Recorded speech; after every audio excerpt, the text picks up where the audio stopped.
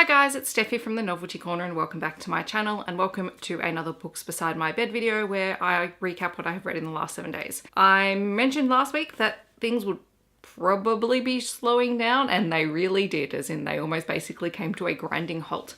But I did manage to read 2 books between the 3rd and the 9th of February and I am really happy with the books that I read. And because one of them happens to be an uncorrected proof, I'm actually only really going to be talking about one book this week, and then I'm going to be filming a separate video for the second one so that I can actually share it on its release date, but we'll go into that in a minute. So as I said, I read 2 books. Those 2 books equaled a total of 897 pages and my yearly reading total is up to 35 books. This week I also attended the YA Room's YA Day 19, which was on Saturday, and it was a really fantastic event that involved 15 Australian young adult authors talking about all sorts of different things, from young adult thrillers to sci-fi and fantasy to writing your first draft to different ways of getting published.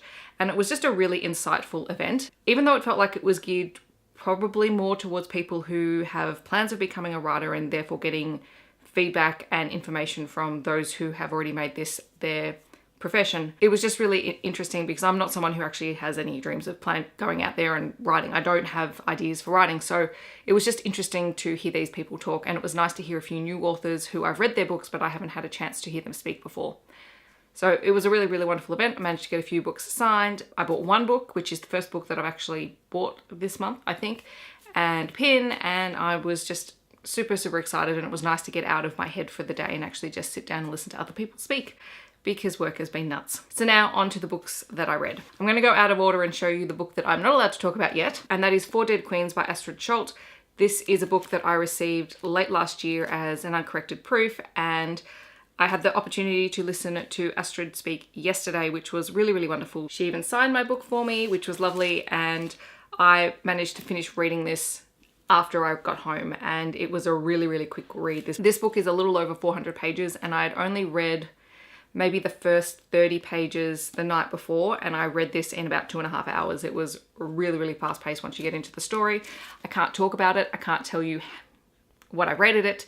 It is being published on the 4th of March by Allen and Unwin, and you'll just have to wait until then to hear my thoughts on it, but I did really enjoy it. So the book I can speak about is A Curse, the Dark and Lonely, and again, this was an uncorrected proof that was sent to me for review, this time by Bloomsbury.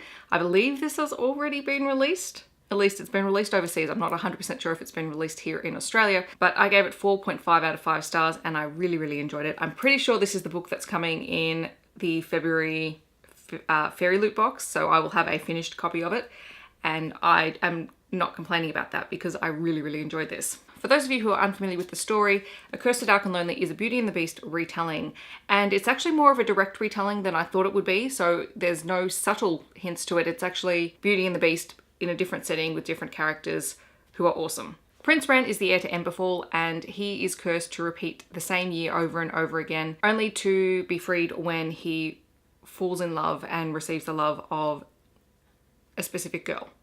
So he has spent many years repeating the same year over and over again, and there is a terrible secret attached to this curse that causes problems for his entire kingdom. Harper, our main female protagonist, is from our world, and she has cerebral palsy, and she is a very strong, very independent young woman, and she inadvertently finds her way into Emberfell, and as such, Prince Ren has to try and find a way to win her over, and yet she's incredibly strong-willed and she doesn't take his crap because for the most part he is a bit of an arrogant person. He is both tired of the curse as well as desperate to save his people, and he's used to getting his way, and Harper is really not at all impressed with him, and she just wants to get home and she wants to get back to her family. And even when they begin to strike up a friendship throughout the course, there are always things conspiring against them. It was just really fun, easy to read, very interesting. It's a really cool world to be in, and the characters themselves, even though Ren was